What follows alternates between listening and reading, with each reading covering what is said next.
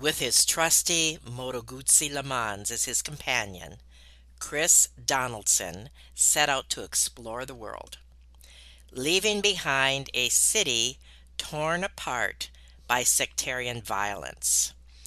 As he travels across Europe, Asia, and the Americas, he encounters a cast of characters that will change his life forever. This morning, he is going to share his amazing journey and how the lessons he learned will both motivate you and inspire you as well. Have you ever felt like giving up, quitting, throwing in the towel? Welcome to Never Ever Give Up Hope featuring Carol Graham. She's an author, health coach, and motivational speaker. Backed into a corner multiple times in her life, Carol shares with you stories on how she overcame some of the toughest obstacles a person can go through in life, but refused to give up hope. Rather than admit defeat, an opportunity was presented, and it involves each and every one of you. Carol will feature spectacular guests who will share their messages of hope, encouragement, and their inspiration to prove why life's adversities only make you stronger. And now, welcoming the host of the show, here's Carol Graham. With me today is Chris Donaldson. Good morning or afternoon, or in your case, evening. Good evening from Belfast, Carol. How are you? We're doing very well, thank you. And you are recording today from Belfast, correct? That's right. And it's pretty cold. It's that time of year, is it? That time of year. Most of the time of year it's cold here. Oh, there you go. Oh dear, I don't know. But don't start me. Don't start me. All right, so tell us first of all, we have a lot to talk about today, and I'm anxious to hear your story. It's one that is definitely inspiring and challenging. Start from the beginning, your growing up years, etc. What made you who you are? Well, it's going way back in time. I'm 65 now, so I grew up in the 70s in Belfast, and Belfast wasn't the most sublime place to live at those days. There was troubles, as we call it, bombs going off, and people getting shot pretty regularly.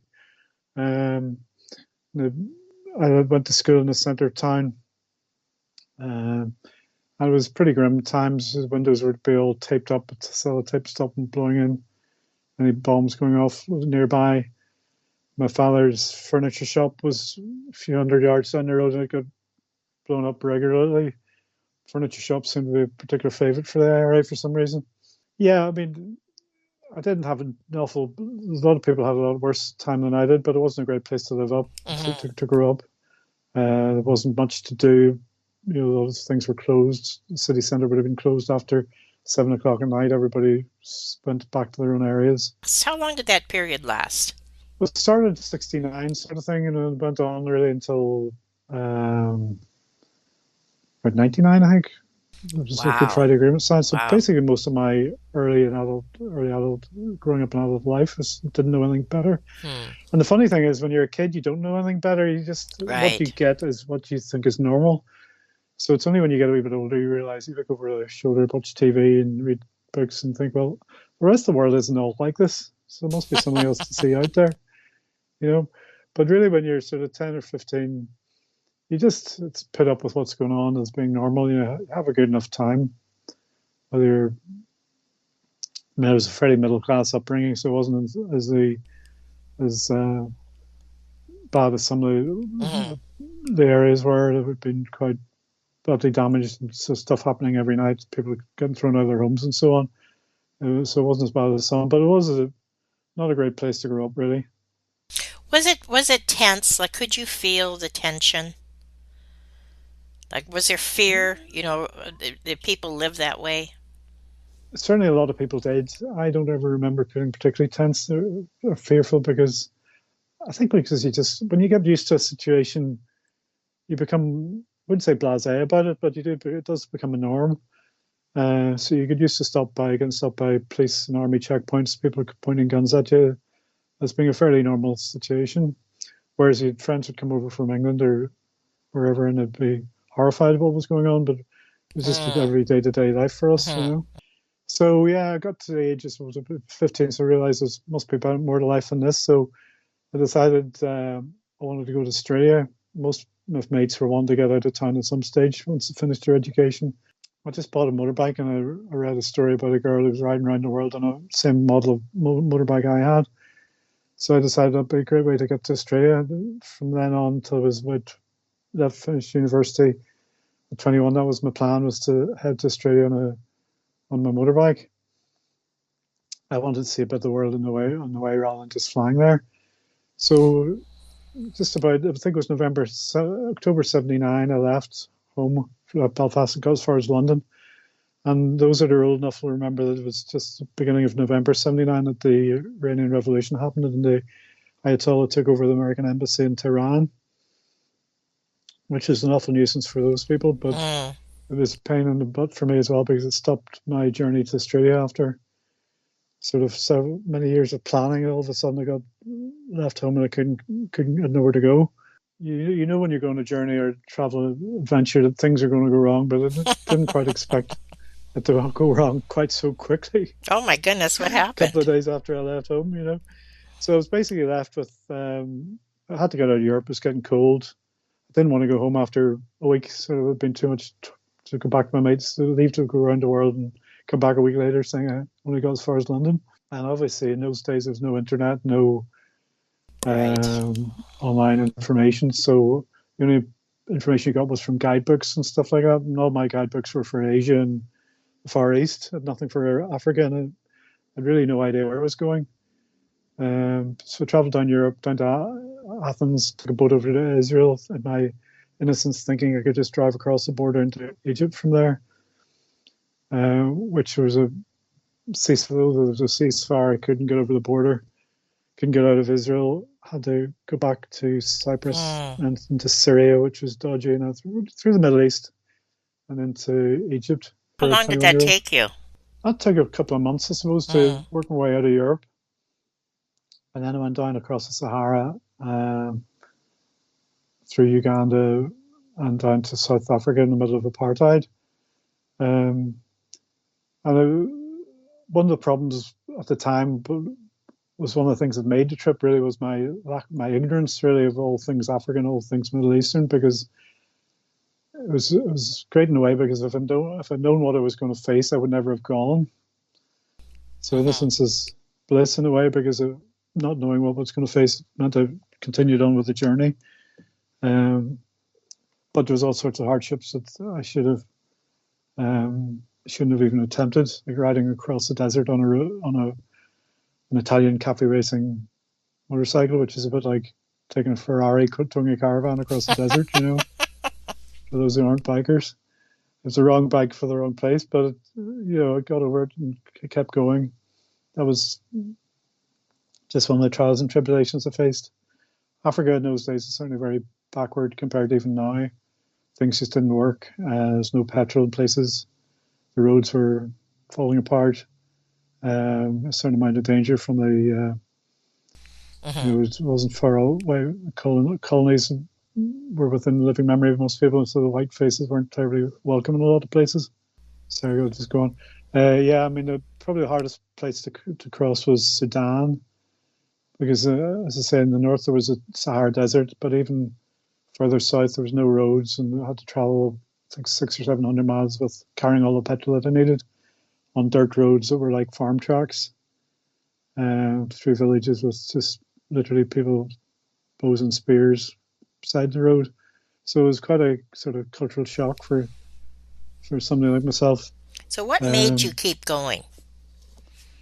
Well, at that stage, I had no choice, because I didn't want to go across the desert. The desert was a sort of this enormous barrier. Once I got across south of the desert, I had to keep going because I couldn't get back over it again.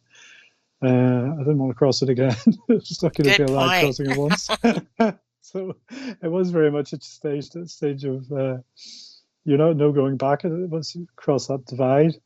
But it did teach me that you got to keep going. If you're traveling on your own, it's different when you're traveling with somebody else or a group. You've always got somebody to fall back on.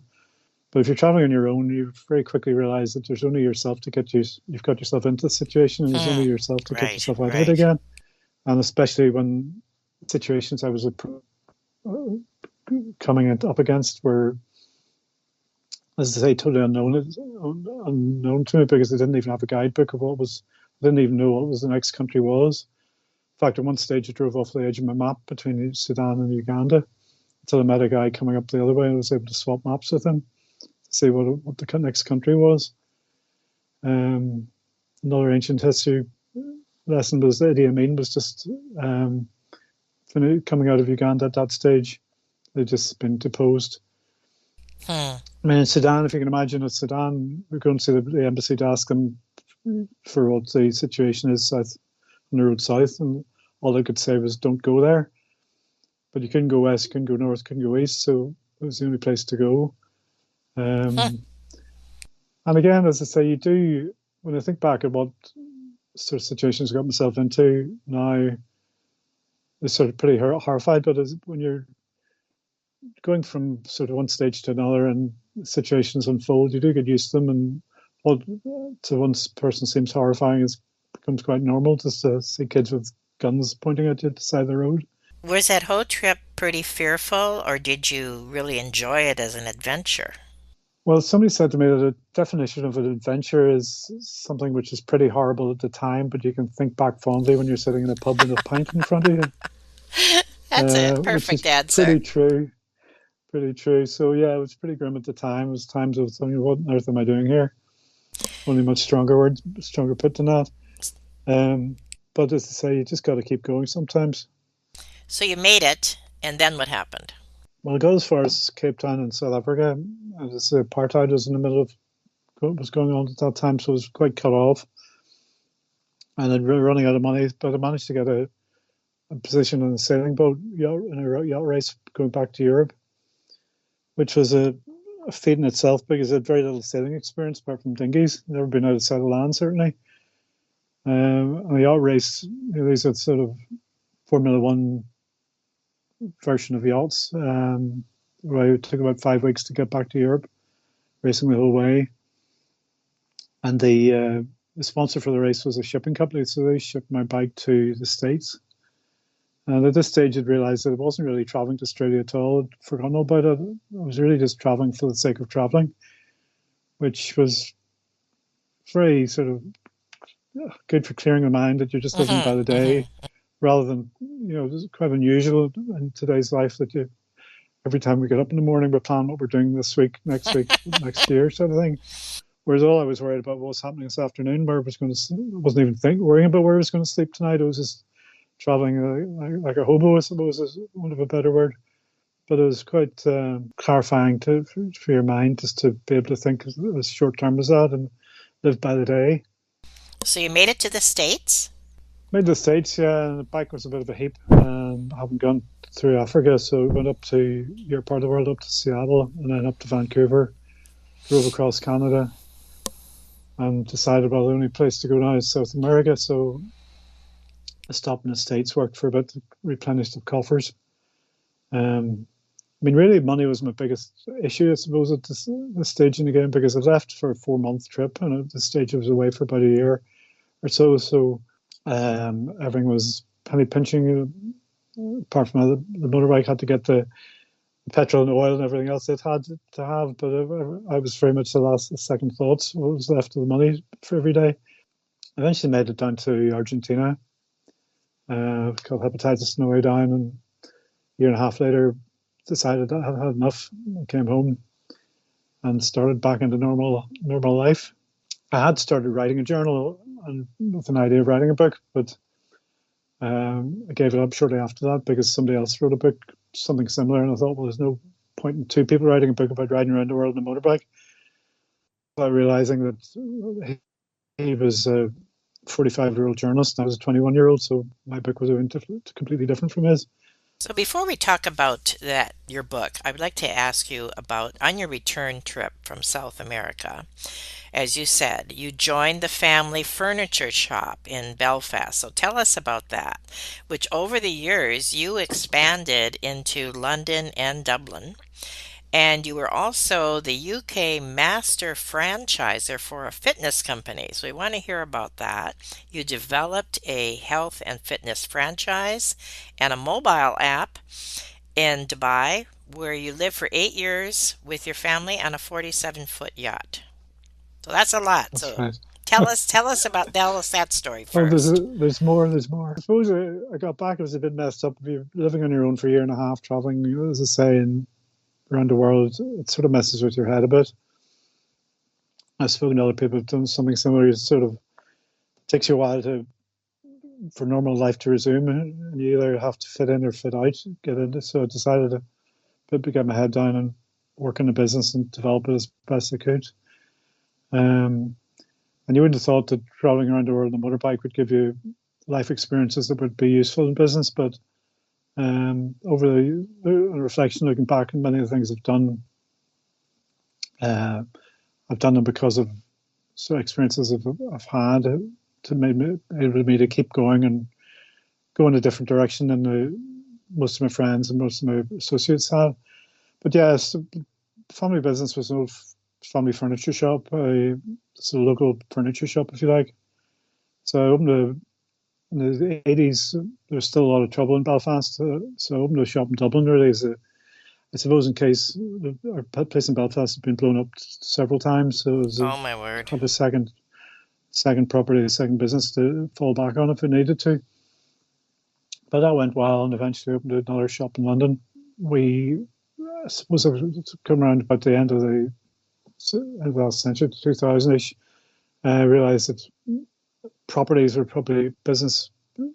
Properties were better about doing business, so let the franchise the furniture shops out and kept the properties, which is all very well until the property crash in 2010, whenever the banks took over the properties, any properties that were worth anything. So all of a sudden, after 30 years of working, I found myself pretty much destitute uh, without anything at all apart from the clothes on my back and a few bits and pieces. So I decided A new start. We moved to Dubai and started a mobile app company there, just the beginning of the app revolution, which was a total change of direction, not being intellect or IT minded at all. But I was fine. I was able to use my sales and marketing background to make businesses apps that work for them because somebody else did do the IT side of things. And at the same time, I was learned how to litigate and sue the banks to get my properties back again, which I did after about 5 years. Um, I got most of my properties back again from them.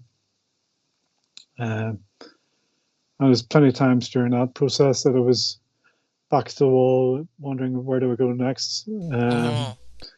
The banks are owned by the British government. The British government pays this lawyer, pays the judges, and pays the solicitor. The whole system. You can't afford to have a legal representation yourself, so you're up against a monster without any background of knowledge or experience to fight them with. But as I say, by luck more than anything else, I was able to catch them out in a few things and eventually been able to sue them and get some properties back and some finances back. But it's still going on. It's still after 15 years. Really? There's still stuff going on. A fight back against them. But that's basically because I'm a stubborn old git who doesn't want to let them away with it.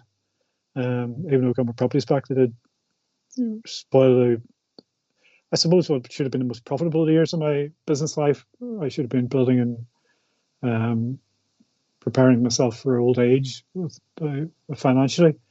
But instead of that, I had to firefight to stop the banks basically stealing my business. Well, you certainly never gave up. That's been evident. Mm. And I appreciate that. We're Yeah, going to my take. wife said something similar and the same laugh afterwards. Oh, that's funny. Okay. She would call it stubbornness. Okay. Yeah, well, that's another word. Yeah, okay. That's the wife. I could see that, of course. Well, we're going to take a quick few second break, and then when we come back, we're going to talk about your memoir, Going the Wrong Way. So we'll be right back. Carol Graham would like to show you the path from misery to miraculous triumph in her fast-paced memoir, Battered Hope. She relates her determination to succeed as someone who experienced one horrendous nightmare after another. Gang raped and left for dead, loss of a child, husband falsely imprisoned, and cancer. Nothing could break her tenacity or faith. No matter what you face, heartache, loss, suffering, or injustice, Carol will illustrate how she became a victor the same way you can. The secret is to never, ever give up hope. Order your copy at Amazon or batteredhope.blogspot.com. Chris Donaldson is with me today, and he's been sharing many of his exploits that he had traveling around the world. Some of the places that he mentioned, I made a mental note because I have been there, and it's always nice to see or hear someone from say things about wherever they've been from a different perspective than your own. So I thank you for that, Chris, and I'm sure that the audience will relate to many of that as well. But also, your tenacity is what speaks. And as you mentioned earlier, your wife calls it stubbornness, but you didn't give up and you kept going and you accomplished a lot. And I thank you for sharing that with us as well. So now I want you to share your memoir. Going the Wrong Way is not just a travel memoir. It is a story about finding yourself in the midst of chaos and about the transformative power of travel. I like the way you worded that. And as Chris navigates the challenges and joys of the open road, I'm sure there have been many, he learns important lessons about perseverance, friendship, and the importance of following one's dream. So address that, would you please, as you share your book with us? Certainly. Well, I suppose one of the most unusual thing about my book was it took me 40 years to write it. Um, I started when I was about 22 and then gave up, put it in a drawer, and picked it up again when I was 60. Um, so it was quite novel, quite a Mm. refreshing to be able to read my sort of Mm-hmm. young man's thoughts and words and processes with my years of experience under my belt now and write about it with that sort of extra layer of hopefully knowledge on the top of it. It started off as I must get this done just for future prosperity, but it was quite an emotional roller coaster for me as well because there's things that happen to you when you're in your 20s 40 years ago, you sort of forget Mm-hmm. about them. There's a Mm-hmm. whole Mm-hmm. mist of time of red wine and social life and working. It all just gets fogged up in the background, but it's all in your brain somewhere. And it's amazing when you read back in an old diary and look at old photographs and start writing about them, how the memories are all in there and it all comes sort of tumbling back Right, again. right. Maybe not word for word, but you can remember what you were feeling, you're experiencing at the time. I enjoyed writing the book, although that was another learning experience for me because at school I was never what you would call academic. Could never spell. It saved my life. I was lucky we got spell checker now, which I didn't have in those days. So first of all, I had to learn how to write a book before I could write a book. You can't just go straight into it. But Good point. I did a couple of online courses. But there's one thing that proves that people say everybody's got a book in them. But if I can write a book and it's been on the best-selling list on Amazon for quite a few times, if I can do it, anybody can do it. Really, because it's I say I was not born intellect, but no, the book covers it's called Going the Wrong Way because obviously I ended up left for Australia and ended up in Argentina. So you can't get much more wrong than that, geographically anyway. But it is when I started writing, I realized that going the wrong way is sort of what I've done for a lot of things in my life. I've gone the road less traveled, for instance, is a more trendy word for it. You can go down, follow the path that most people follow. which is usually easier and well drawn and Right, right. less problems on it. Or else you can go the other direction and have a lot more fun. You won't make so much money and you'll have a harder time, but that would be more exciting and much more. If you want to get more out of life, it's certainly the way to go, as far as I'm concerned. Life, Western civilization is the last 50 years or so. It seems to be everybody's government spent their time trying to make things as boring as possible. Health and safety and everything else is taken over completely. It's just no fun in life anymore. The things we used to do when we were kids, the number of things you used to do, you're not allowed to do anymore. Every year there's new laws coming out, new things to say you can't do this, you can't do that, right. which I prefer to ignore as much as possible. And to say I've got in trouble plenty of times because of it, but hopefully, usually got out of them again with an experience or a story to tell. But yeah, the book, it's not just about a motorcycle trip. It's a sort of coming of age story, I suppose. I hadn't realized at the time. It's only on reflection you look back. So yeah, I started that trip basically as a boy, and ended up learning a lot of experience to coming out as a man, and was the journey that made me the person I am today, and gave me the skills that I've been able to use to get through life.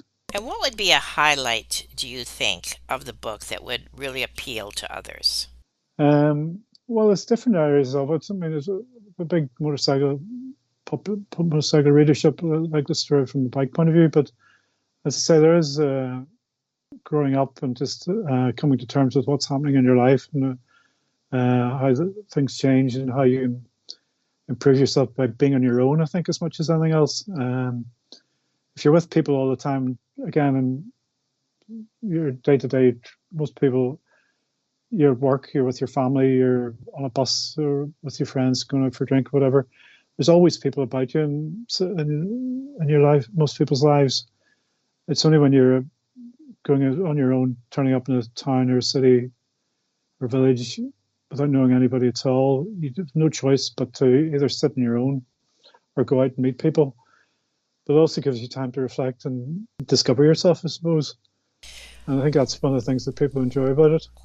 I would think, too, that it is a real inspiration to taking on any challenge and seeing it through. Yeah, I mean, some of the reviews that I've had on Amazon have been tremendous. People have, as you say, been inspired. Armchair travelers, as they call themselves, have been inspired to get up and do it. And I suppose one of the things that have really sort of promoted is to get up and do it. In fact, whenever I published a book a few years ago, one of my friends said to me, "You never actually got to Australia. Why not have another go?" What do you think of So, that? well, I couldn't turn it down, could I?